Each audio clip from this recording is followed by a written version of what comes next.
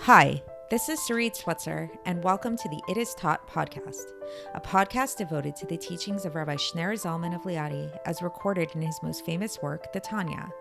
My hope for this show is to make these teachings accessible and relatable to the average person, regardless of prior Jewish education or affiliation.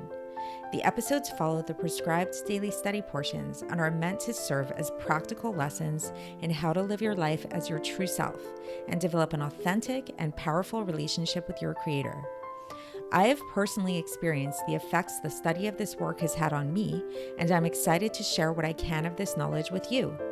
So please join me on this journey of learning, self-growth, and connection with your source.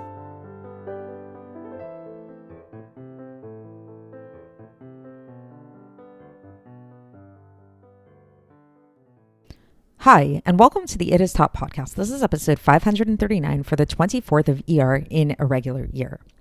So there's this really interesting theory in philosophical circles that we are all living in a simulation, just like a video game of sorts or something like that, and that everything we see in our reality is merely just like a program, like kind of like a matrix like program, and it's not actually what we see. This is a theory which you may have heard about from Elon Musk, because Elon Musk seems to be a proponent of this theory, or at least seems to give some credence to the idea that this theory could be the truth. But the truth is, this theory was actually popularized by a Swedish philosopher named Nick Bostrom. So there's been a lot of discussion about this. Is this true? Are we in fact living in a simulation? Are we in fact not? At the end of the day, at least as far as my understanding goes, the conclusion is that this isn't really a scientifically viable theory, mainly because of the fact that it's not falsifiable. We can't test it. There's no way to theoretically disprove it. So thus, anything that can't be disprovable cannot actually be a viable scientific theory. But so what does Torah have to say about all this? Because this is, after all, a Torah-based podcast, right? So interestingly enough, Torah addresses this question in the very, very beginning of the Torah, of Bereshis, believe it or not. In the opening verse of the entire Torah, which is Bereshis bara Elokim et hashamayim v'et haaretz, that in the beginning God created the heavens and the earth. So most people read this verse and they think that what it's teaching us is that there's a creator to our world, that there is, there's somebody behind it all. There's an intelligence design. And now in that way of looking at it, then it's kind of like we take the world as a given, and then the chiddush, the novelty, is the understanding of a creator, of God. However, there's another way of looking at this, another way of reading this, which actually flips it on its head. And it's a much more Hasidic way of looking at this verse. And I believe this is something that we've actually spoken about previously in the podcast elsewhere, which is the idea that the chiddush, the novelty, is not God. The novelty is the world. Like the fact that God exists, that's a given. The fact that there's, this one essential source for everything, that's a given. But the real question is, does the world exist?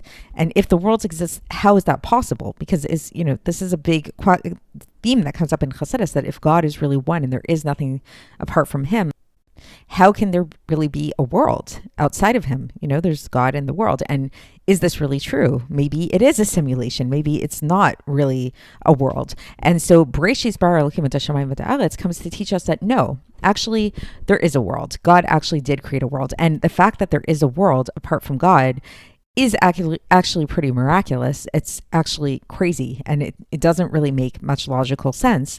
But that's the amazing thing about God. The whole quandary about, can God create a rock that's too big for him to move?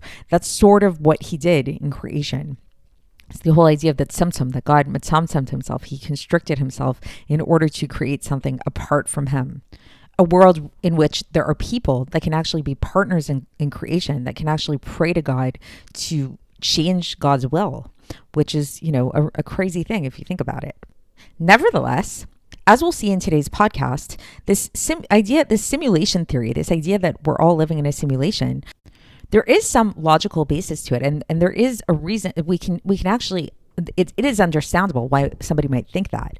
So if you've ever engaged in virtual reality, experienced virtual reality, like a virtual reality game, then you might have a deeper appreciation of this, or especially if you've seen somebody playing virtual reality. So a little while ago, I got to experience a virtual reality video game for the very first time.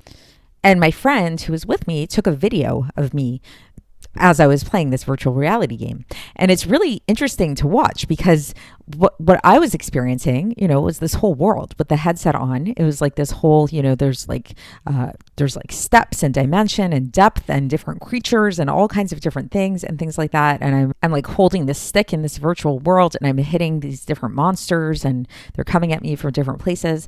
But then when you look at the actual video of me playing this virtual reality game, it's like you just see me standing there in the middle of this room with a headset on and I'm just like moving around. And like you don't see any of the stuff that I'm seeing. So all of that stuff that I'm experiencing is actually just happening in my mind. It's actually just happening, I'm getting stimuli just in my visual cortex, and that's creating this whole experience in my mind, this multi-sensory experience in my mind. And the truth is, we also all kind of have this experience a little bit when we go on social media these days, or the internet in general, and form different relationships, build up personas for ourselves and all that kind of stuff. And there's whole worlds on social media, on the internet, that are really full and rich. But the truth is, they really only exist in a virtual space. So while this is an easy way to kind of appreciate this idea of, what it is that we're experiencing versus what is the reality of the situation, the truth is that this actually does apply to our entire lives. Because we started talking about this yesterday, if you were to ask somebody, how is it that you see that which is in front of you? What is allowing you to see this apple that you place in front of them? They most likely would say their eyes. Their eyes are what allow them to see. When the truth is, as we spoke about yesterday, it's actually your brain that's seeing. Yes, your eyes are taking in the stimulus of the world around you, but then that stimulus only gets translated into vision once it goes once there's messages that are sent to your brain and translates that to vision. The same thing for hearing or smelling or touching or any of the senses that we have. All of what we're experiencing actually happens in our minds. It's in our brain. So that's not to say that there's no part to our bodies, that our bodies don't have a part in it, the rest of our bodies. But the brain really is the nerve center. We call it a nerve center for a reason, because that's really the central channelway, the central nervous system, where all of the other nerves of our body, everything else that's going on in our body really is centered. And that's like the headquarters of it all. So this whole discussion of the central role that the brain plays and the central nervous system in relation to the rest of the body is really going to help us understand this question that came up at the beginning of the chapter that we've been studying, that we started learning yesterday and we're going to continue today, which is namely this teaching whereby we're taught that the Shekhinah, the divine indwelling, dwelled in the Kodesh HaKadoshim, the Holy of Holies in the Beis Mikdash. And the question that came up with that is like, what do we mean when we say that it dwelled in the Holy of Holies? Doesn't God dwell everywhere? Like we've been learning throughout the Tanya, one of the major themes of the Tanya is that God is everywhere. There is no place devoid of God. God is in the apple. God is in the chair. God is in your bathroom. He's everywhere. There is no place devoid of God. So if that's the truth, what do we mean? Why are we specifying that God dwells in the Holy of Holies? Like, what's that about? And we likened this to the soul. We gave the analogy of the soul and how the soul permeates the entire body. And so there's no place, and not only does the soul permeate the entire body, but the soul permeates the entire body equally in an equal measure. We can't say that the soul is more present in one part of the body than in another, just like we can't say that God is more present in one part of the world than another. So today we're going to address that question. So what is it that we mean by this idea of God dwelling in the Kodesh Kadoshim? And the answer to that is really through this understanding of how, virtual reality works and how our reality works, how we experience reality, that while yes, our bodies are very essential and a person, God forbid, who has an issue with their eyes, they will have a problem with their vision. They won't be, even if their brain is totally totally intact, the eyes do play a role with it all. Nevertheless, the brain is really unique in the sense that it is considered to be the nerve center.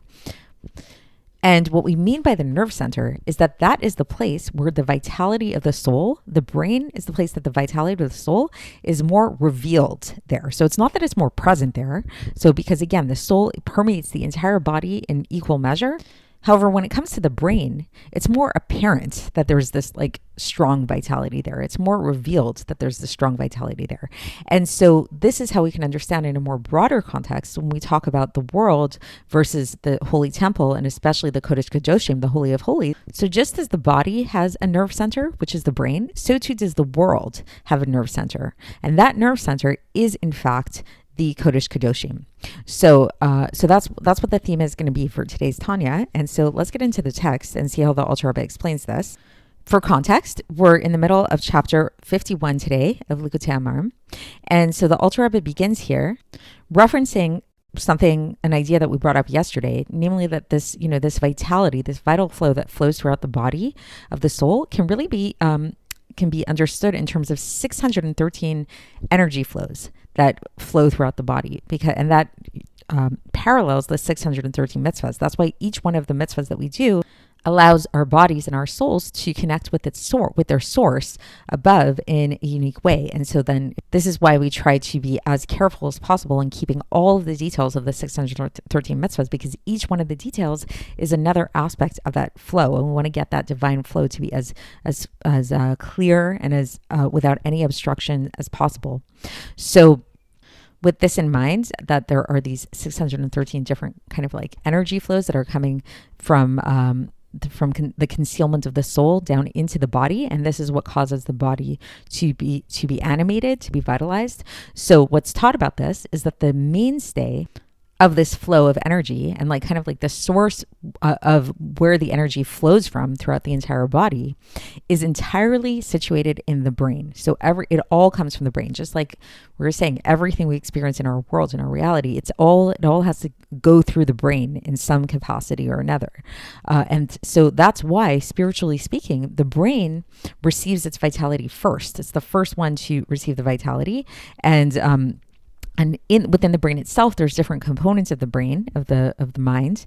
In Chassidus, we say it's Chochma, Bina, and Das, the three intellectual attributes of the mind, and as well as the power of thinking, which is the first levush, the first garment of the soul, which also has to do with the mind.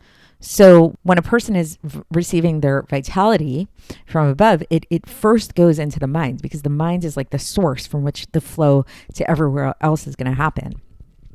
And not only that not only does the mind receive this vitality that is shayach to it, that it's like that's appropriate to it, to the mind, that has to do with this chochma bina das and the attribute of thinking, the garment of thought, but actually all of the vitality for all of the organs first becomes situated in the mind, in the brain. And this is the source from which all of the revelation comes down, in a way of a revelation of the vitality and the light of the entire soul.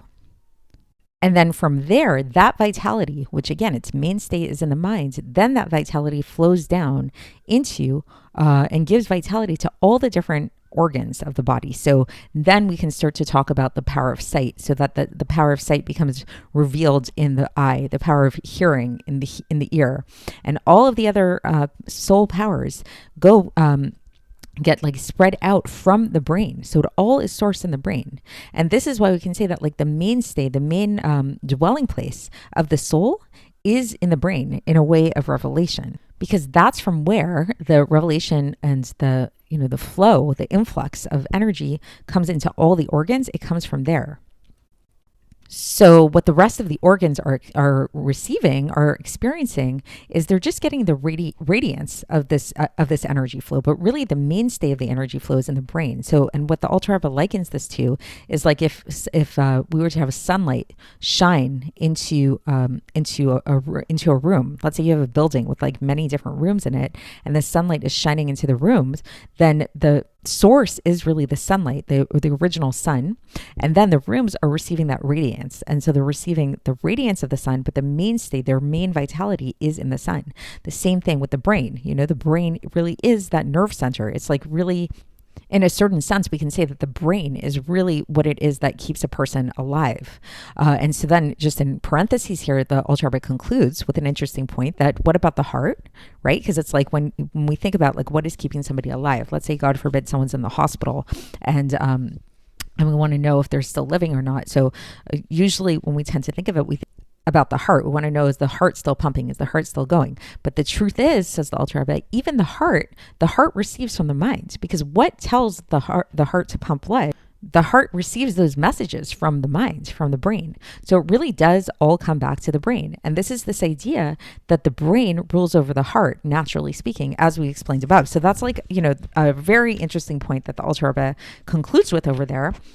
That gives us a little bit of a practical take on all of this, because since, as we've learned, that the mind in this section, that it really all stems from the mind, and the mind has rulership over everything and is the nerve center of the entire body, including the heart. So this actually gives us a deeper understanding of this idea that and the way that this translates into our own lives, into our own behavior, that we have the power to have our mind rule over our heart, our intellect to rule over our impulses. Because in fact, this is actually the natural way of being, that the mind does have rulership over the heart.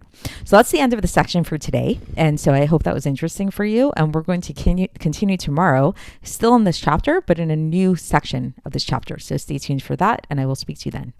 Thanks for listening to the It Is Taught podcast, hosted by Sarit Switzer. This podcast is dedicated in loving memory of my maternal grandfather, Avraham Yitzchak ben Binyamin HaKohen of blessed memory. Music by Shoshana. If you enjoyed this episode and would like to support the show, please share it with others and subscribe on YouTube, Apple iTunes, Spotify, or wherever you listen to podcasts. And make sure to leave us a 5-star review. To find out more about the It Is Taught project, including more information on my soon-to-be published book, please visit our website, itistaught.com. To catch the latest from me, follow me on Facebook, Instagram, and Twitter. Looking forward to speaking with you tomorrow, and until then, have a great day.